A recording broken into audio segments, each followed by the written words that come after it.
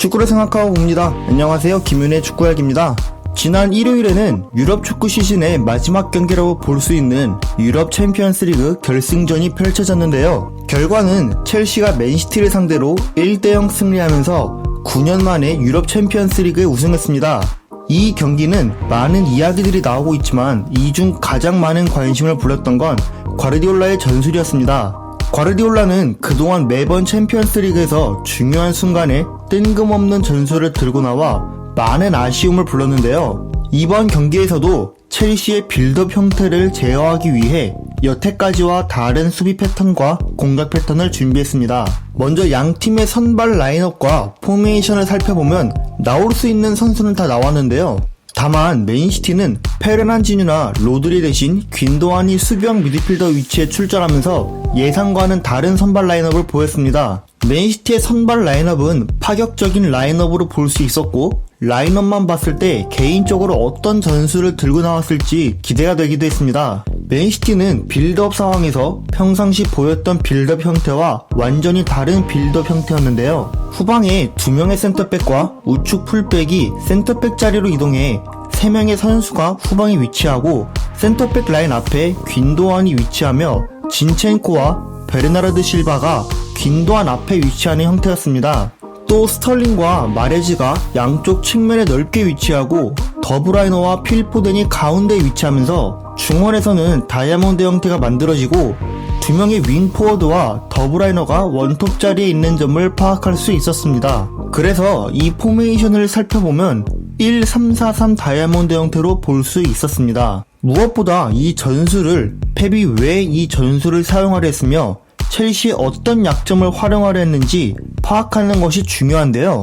펩 전술에는 2가지 포인트를 찾아볼 수 있었습니다. 첫 번째는 첼시의 1-5-2-3 수비 형태를 수적으로 공략하기 위함이고, 두 번째는 수비수들의 이동을 유도하는 것입니다. 사실 두 번째 포인트는 첫 번째 포인트의 연장선이라고 보시면 되는데요.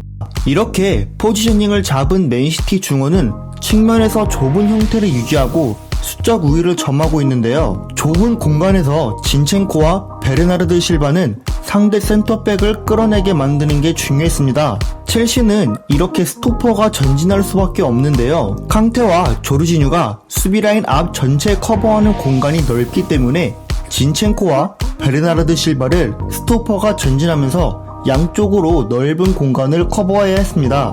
때문에 맨시티는 스토퍼가 전진한 상황에서 파생된 공간을 앞쪽에 있는 더브라이너나 필포덴 또는 측면에 있는 2명의 선수가 공간을 향해 침투하는 것이 중요했습니다. 하지만 맨시티는 파생된 공간을 활용하는 것이 중요한데 공간을 만드는 데는 여러 차례 성공했지만 파생된 공간으로 침투하는 움직임이 생각보다 부족했습니다. 또한 맨시티가 진영을 좁게 유지하면서 첼시가 한쪽 측면에서 수비할 때는 상대의 빠른 템포로 수비하는 상황이 아니면 선수 개인마다 커버 범위가 큰 편이 아니고 캉테가 넓은 공간을 빠르게 잘 커버하면서 중원에서 크게 밀리지 않을 수 있었습니다. 한편 펩이 첼시의 후방 빌드업을 어떻게 제어할지에 대해 리그에서 시험하면서 이번 경기에서는 어느 정도 제어법을 준비했습니다. 맨시티는 수비 상황에서 1-4-1-4-1 포메이션을 보이면서 첼시의 3선 공간을 넓게 커버하려는 의도를 보였는데요. 첼시의 빌드업은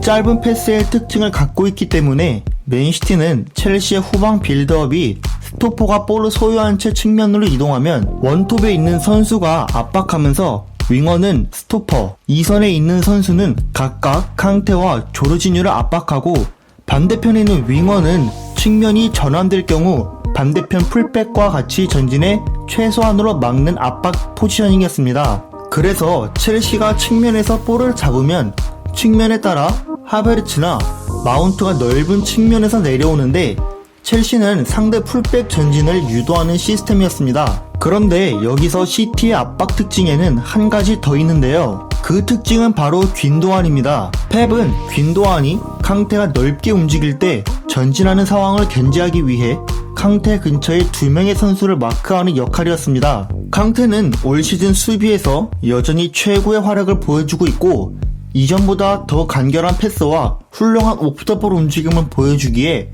펩이 캉테를 견제하기 위한 방안을 윈도안으로 생각한 것입니다.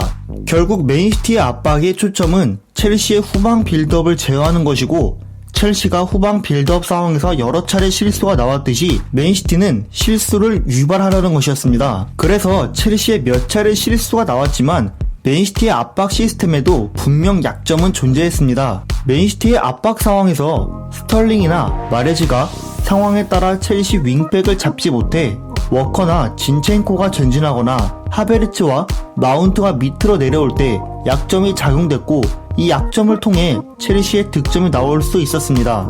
이 상황을 자세히 보면 마운트, 베르너, 하베르츠는 일정 간격을 유지하고 마운트 또는 하베르츠가 측면으로 이동하면서 풀백과 센터백 사이에 넓어진 간격이 생기게 되는데, 이 틈을 통해 베르너가 속도를 활용해 침투하면 수비 라인을 무너뜨리는 것이 중요했습니다. 그래서 첼시가 우측면에서 빌드업이 막혔을 때 맨디를 통해 반대편으로 전환하면 마운트가 전진된 포지셔닝을 자주 잡았기 때문에 상대 풀백은 윙백을 견제할지 마운트를 견제할지에 대해 1차원선이 생기게 되고, 시티의 수비 라인을 바깥쪽으로 이동하게 만들면서 사이 공간을 만들 수 있던 것입니다. 그래서 투엘은 전반전에 첼시의 센터백들이 일정한 간격을 유지했는데, 후반전부터 센터백 선수들의 간격을 좁히면서 시티의 2선 선수들의 일자 라인을 좁히게 만들고 반대편 윙백에게 볼이 잘 전달될 수 있는 환경을 만들었습니다. 결과적으로 맨시티 전술에는 펩이 첼시에 대해 많은 생각을 가지고 있던 것을 느낄 수 있었고, 첼시를 어렵게 만드는 데는 성공했지만 감당해야 할 리스크를 감당하지 못하면서 패배한 경기가 됐습니다. 오늘 준비한 분석 영상은 여기까지입니다. 유익하고 재밌게 보셨다면 구독과 좋아요 부탁드립니다.